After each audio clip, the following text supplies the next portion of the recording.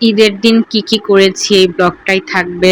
তো সবাই ঈদের দিন ব্লগ করতে ইন্টারেস্টিং এবং রেডি হয়ে কোথায় গিয়েছি এগুলোই থাকবে। হ্যালো এভরিওয়ান, আসসালামু আলাইকুম। আজকে প্রায় ঈদের ব্লগের থেকে আপনারা খাওয়ার ব্লগই দেখতে পারবেন, কারণ আমি ওরকম কোনো ব্লগ করতে পারিনি। খাওয়ার জাস্ট ভিডিওগুলো নিয়েছি। আর অনেক বেশি ব্যস্ত ছিলাম, অ্যাকচুয়ালি ওরকম ব্লগ নেওয়া হয়নি। আর আমার কাজিন সিস্টাররা ওরকম আসতে চায় না। আর আমরা বাইরে ঘুরেছি আর কি, মোস্ট কথা নিজের মতো এনজয় করেছি। আর মানে আলাদা করে করিনি আর কি। তো ঈদের দিন সকালে যে আমরা খিচুড়ি খাই, এটা অনেকে জায়গাটায় ট্রেন্ড আছে। তো আমরা খিচুড়ি, মুরগির মাংস প্রথমে খাওয়া হয়েছে। তারপরে যে টাটকা টাটকা গোস্ত চলে এসছে, সবাই রান্না করছে।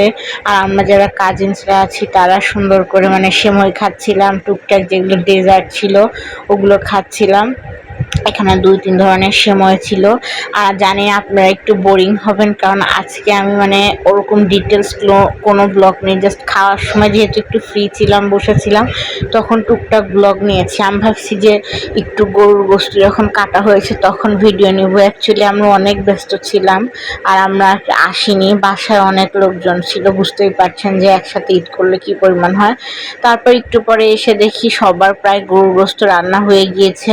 আমাদের এখানে কিন্তু চালের আটার রুটি খুবই ফেমাস। দ্যাটস আমরা চালের আটার রুটি দিয়ে প্রথমে একটু গরুর গোশত খেয়ে নিই। আমাদের কুরবানি কিন্তু 10টার মধ্যে হয়ে গিয়েছিল, তাই ভাবলাম যে একটা ঈদের ড্রেস পরে রেডি হয়ে নিই। এটা আমার ছিল ঈদের ড্রেস, এটা আমি আরশোপিয়া থেকে নিয়েছি। আর দেখেন আমার লুকটা কেমন লেগেছে। যেহেতু কাজিন সিস্টার বা দাদু বাড়িতে আছে তো সেজে তো থাকবো, এটা খুবই স্বাভাবিক।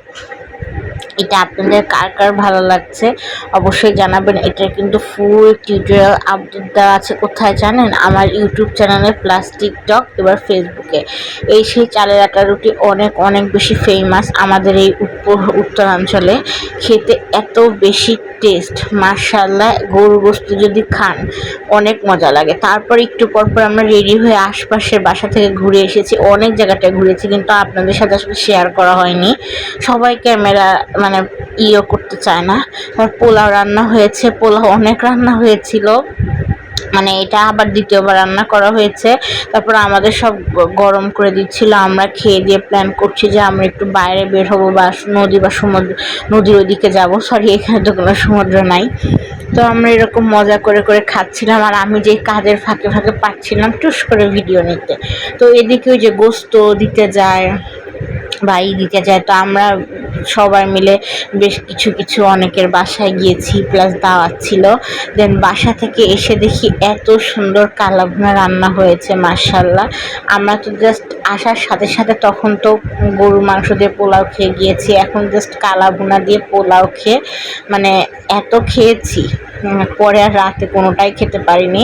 তারপর আমরা টুকটাক অনেক মজা করেছি, গল্প করেছি, আশপাশে অনেক ঘুরেছি, মানে কি পরিমাণ যে ঘুরেছি যে আপনাদের সাথে ব্লগে দিতে পারিনি। তারপর দেখেন কি পরিমাণ যে আপনাদের মাখানো দেখলে লোভনীয় লেগে যাবে, মানে গোস্ত হাতে দেওয়ার সাথে সাথেই এটা মানে খুলে যাচ্ছে।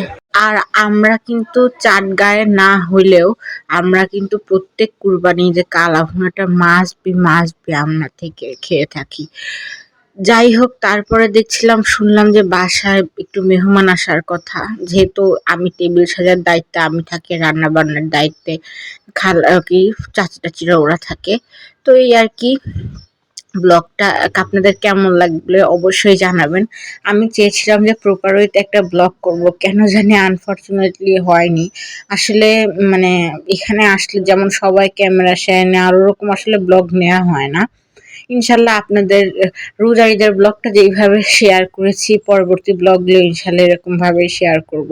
তারপর যেহেতু বাসায় গেস্ট আসছে, আমি আস্তে আস্তে করে সেময়, দই, তারপর আর একটা সেময়, এটা সুন্দর করে আমি সাজিয়ে রেখে দিচ্ছিলাম। আর এই যে কোকো আনা হয়েছিল, যেহেতু আমরা এই কয়দিন টানা গোস্ত পোলাও খাচ্ছি, সবারই অ্যাসিডিটির প্রবলেম হয় বা বিভিন্ন প্রবলেম হয়, অলরেডি অনেকেরই হয়েছে। তো আমি আপনার জন্য আন্তরিকভাবে দুঃখিত। ঈদের ব্লগটা আসলে খাওয়া দাওয়ার ব্লগ হয়ে গেছে। তো তারপরে যে সবার খাওয়া দাওয়া শেষ হয়ে সবাই উঠে যাচ্ছে, তো ব্লগটা এই পর্যন্তই। আল্লাহ হাফেজ। তারপর